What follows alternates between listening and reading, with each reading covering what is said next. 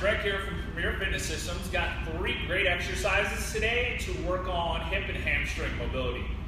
One of the biggest issues we see with all of our golfers is no matter what age you are, hips and hamstrings for most golfers are always tight. So whether you make this part of your warm-up prior to going out for a round, or even 2-3 days a week, bringing these exercises into your workouts, or just first thing in the morning when you get up, great way to work on your mobility. Definitely help for preventing low back pain, getting into your turn better, a number of things that are going to help your game. So first exercise I want you to do is we're going to do what I call a straddle hinge on here. So we're going to bring our feet out decently wide on here so you got a good base. You know, one of the things you'll see in a lot of our videos, with most of our athletes, we train barefoot. Biggest reason being, just like roots of a tree, if we can ground our feet, we create a lot better support and base for stability, the ability to create tension, power, whether we're doing stretching or we're doing dynamic exercises. The better I ground and connect my body with the floor, the more stable I'm going to be, the more tension I can create. So definitely a good one for people looking to get more out of their workouts. So feet decently wide on here. I want you now to imagine that I've got a stick running from the shaft down my head all the way down to the bottom of my spine. So I want to keep my stomach tight on here, my legs are straight, just not locked out. And I want to imagine as I come down on here that the stick against the shaft of my head and my back is staying neutral.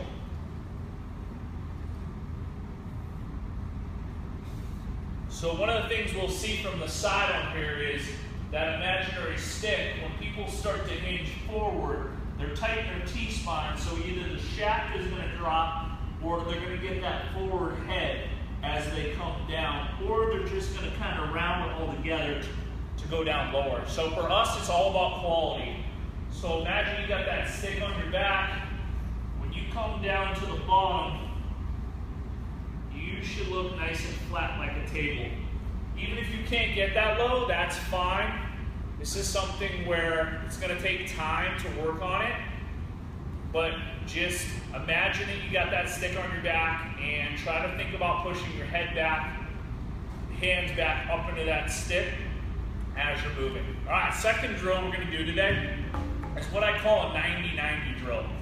So what we're going to do is we're going to start off bodies in 2 90-degree angles with the knees. So we can start by using the hands, and eventually we want to not use the hands for stability, so we make this exercise more difficult. So front knee and ankle are pushed into the ground, same with the back knee and ankle. I want to keep my toes flexed, and I want to stay up as tall as I can. When I'm in this tall position, I want to engage my glute on the back leg. As I move on here, I'm going to rotate sides, coming back to that 90-90 position, and then shifting back.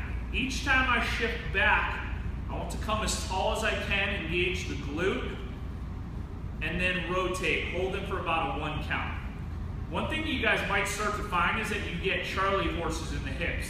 All that is neural confusion. Your body's not used to it. The more you start to do this more often, it will start to go away. But in the beginning, definitely something you might feel. You know, and the variation of this with no hands is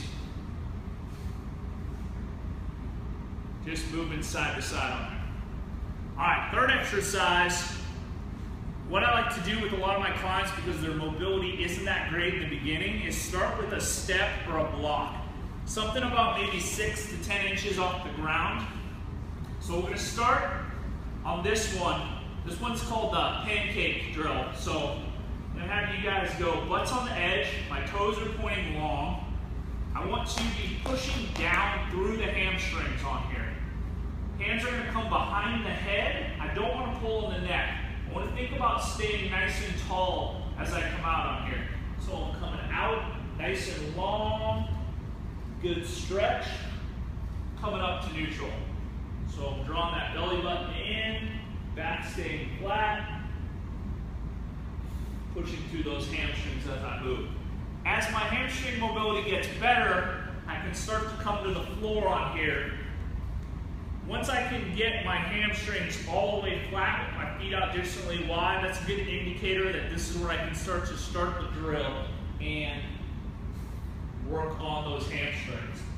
So, starting with the block, once you kind of progress and you're doing a lot better, your mobility increases, you know, you can switch it to the floor. But those are 3 great exercises. For each of them, what I want you to do is we're going to do 10 reps for each. And on the 10th rep, I want you to hold at the bottom for a 10 count. So we'll start with the straddle hinge, 10 reps, hold the last one at the bottom, good form at the very end range for a 10 count. Then we're going to switch. We'll go to the 90-90 alternating. You're just going to do 10 reps total on that one. And then the third one, we're going to do the pancake drill. So once again, you're going to do the 10 reps, hold that very last one for a 10 count at that end range. But this is great to add to part of your warm-up.